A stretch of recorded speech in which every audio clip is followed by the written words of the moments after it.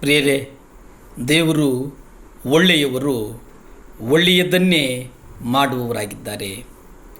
ಯೇಸು ಕ್ರಿಸ್ತನು ತಾನು ಬೆಳೆದಂಥ ನಜರೇತಿನಲ್ಲಿ ಅನೇಕ ಮಹತ್ ಕಾರ್ಯಗಳನ್ನು ಮಾಡಬೇಕು ಎಂಬುದಾಗಿ ತಿಳಿದಿದ್ದನು. ಆದರೆ ಅಲ್ಲಿ ಅನೇಕ ಅದ್ಭುತಗಳನ್ನು ಮಾಡಲಿಲ್ಲ. ಯಾಕೆ?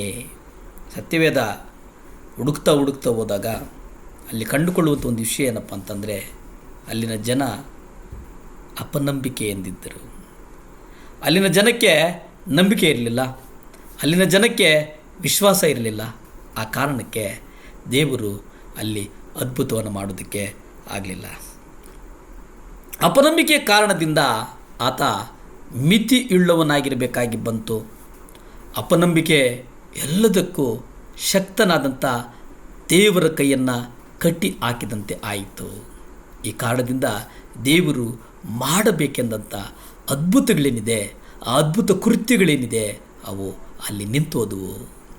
ಇಲ್ಲಿ ಅಪನಂಬಿಕೆಯ ದೆಸೆಯಿಂದ, ನಿನ್ನ ಅಪನಂಬಿಕೆಯ ದೆಸೆಯಿಂದ ನಾನು ಬಯಸಿದಂತೆಲ್ಲವನ್ನು ನಿನ್ನ ಮುಖಾಂತರ ಮಾಡಲಾಗಲಿಲ್ಲ. ನೋಡಿ, ಇದು ವೈಯಕ್ತಿಕವಾಗಿ ನಮಗೆ ಹೇಳ್ತಾ ಇರತಕ್ಕಂಥದ್ದು. ಅನೇಕ ಅದ್ಭುತಗಳನ್ನು ನಾವು ಕಾಣುವುದಕ್ಕೆ ಆಗಲಿಲ್ಲ. ಯಾಕೆಂದರೆ ನನ್ನ ಅಪನಂಬಿಕೆ.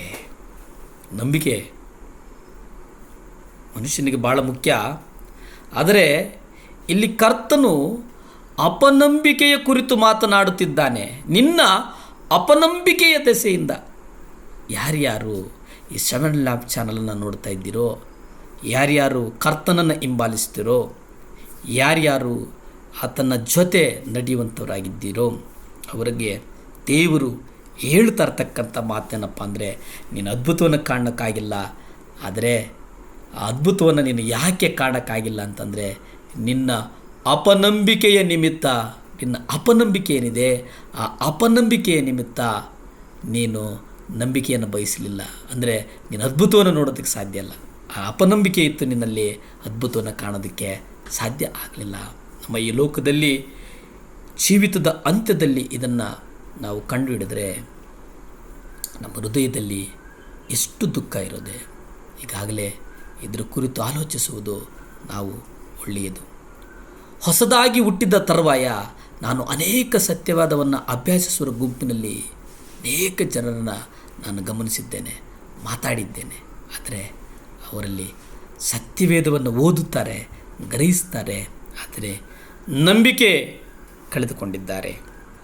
ಆದರೆ ನಾವು ವಾಕ್ಯಕ್ಕೆ ಹೆಚ್ಚು ಮಹತ್ವವನ್ನು ಕೊಟ್ಟಾಗ, ದೇವರನ್ನ ಹೆಚ್ಚೆಚ್ಚು ನಾವು ಅಭ್ಯಾಸ ಮಾಡಿದಾಗ, ದೇವರೊಟ್ಟಿಗೆ ನಾವು ಹೆಚ್ಚೆಚ್ಚು ನಡೆಯುವಾಗ ನಾವು ಅರಿಯಬೇಕಾಗಿರೋದು ಇಷ್ಟೇ. ಏನನ್ನು ಅರಿಯಬೇಕು ಅಂತಂದರೆ, ದೇವರು ವಿಶೇಷವಾಗಿ ಅತ್ಯದ್ಭುತವಾಗಿ ದೇವರು ನಮ್ಮ ಜೀವಿತದಲ್ಲಿ ಅದ್ಭುತಗಳನ್ನು ಮಾಡುವವರಾಗಿದ್ದಾರೆ ಅನ್ನುವಂಥದ್ದನ್ನು ನೀವು ಗ್ರಹಿಸಬೇಕಾಗಿದೆ. ಇದು ಬಹಳ ಮುಖ್ಯ. ಮಾರ್ಕ್ ಸುವಾರ್ತೆ 11ನೇ ಅಧ್ಯಾಯ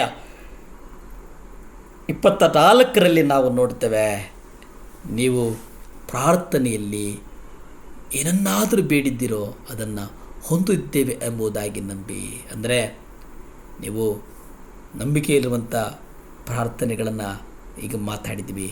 ಆದರೆ ಇಲ್ಲಿ ವಾಕ್ಯ ಹೇಳ್ತಾರೆ, ನೀವು ಪ್ರಾರ್ಥನೆಯಲ್ಲಿ ಏನನ್ನು ಬೇಡಿಕೊಳ್ತೀರೋ ಅದನ್ನು ಹೊಂದುತ್ತೀರಿ, ಆದರೆ ನೀವು ನಂಬಿ ಎಂಬುದಾಗಿ ಇಲ್ಲಿ ಕರ್ತನಾದಂಥ ಯೇಸು ಕ್ರಿಸ್ತನ ವಾಕ್ಯ ಭಾಳ ಸ್ಪಷ್ಟವಾಗಿ ಹೇಳ್ತಾ ಇದೆ. ಪ್ರೇರೆ, ನೀವು ಪ್ರಾರ್ಥನೆಯಲ್ಲಿ, ಅಂದರೆ ಪ್ರಾರ್ಥನೆ ಬಹಳ ಮುಖ್ಯ. ಆ ಪ್ರಾರ್ಥನೆಯಲ್ಲಿ ವಿಜ್ಞಾಪನೆಯನ್ನು ಇಡುವಂಥದ್ದೆಯಲ್ಲ, ಆ ವಿಜ್ಞಾಪನೆಗೆ ಅನೇಕ ಅತ್ಯದ್ಭುತಗಳು ನಡೀತವೆ ಅನ್ನುವಂಥದ್ದನ್ನು ನೀವು ಗ್ರಹಿಸಬೇಕಾಗ್ತದೆ. ದೇವರು ಆಶೀರ್ವಾದಗಳ ಮೇಲೆ ಆಶೀರ್ವಾದಗಳನ್ನು ಸುರಿಸುವವರಾಗಿದ್ದಾರೆ. ನಮ್ಮ ಜೀವಿತದಲ್ಲಿ ಅದ್ಭುತಗಳನ್ನು ಮಾಡೋದಕ್ಕೆ ಸಿದ್ಧವಿರುವಂಥವರು ಯಾರಾದರೂ ಇದ್ದಾರೆ ಅಂದರೆ ಅದು ಕೇವಲ ಯೇಸು ಕ್ರಿಸ್ತ. ಭೂಮಿ ಆಕಾಶಗಳನ್ನು ಉಂಟು ಮಾಡಿದಂಥ ಸರ್ವಶಕ್ತನಾದಂಥ ದೇವರೇ ಸ್ತೋತ್ರ ಸ್ವಾಮಿ. ದೇವರೇ ಸಹಾಯ ಮಾಡಪ್ಪ. ಅಪ್ಪ ದೇವರೇ, ಯಾರ್ಯಾರು ಆಸ್ಪತ್ರೆಗಳಲ್ಲಿ ಹಾಸಿಗೆಗಳಲ್ಲಿ ಇದ್ದಾರಪ್ಪ, ಅವರನ್ನು ನಿಮ್ಮ ಕರಗಳಿಗೊಪ್ಪಿಸಿ ಪ್ರಾರ್ಥಿಸ್ತೇನಪ್ಪ. ಸಹಾಯ ಮಾಡಪ್ಪ. ಅವ್ರು ಎದ್ದು ನಡೀಲಿ ದೇವರೇ. ಆಶೀರ್ವದಿಸಪ್ಪ, ಬಲಪಡಿಸಪ್ಪ, ಸ್ಥಿರಪಡಿಸಪ್ಪ. ಸ್ತುತಿ ಘನ ಮಾನ ಮಹಿಮೆ ನಿಮ್ಮೊಬ್ಬರಿಗೇ ಸಲ್ಲಿ ತಂದೆ. Amen, amen, hallelujah.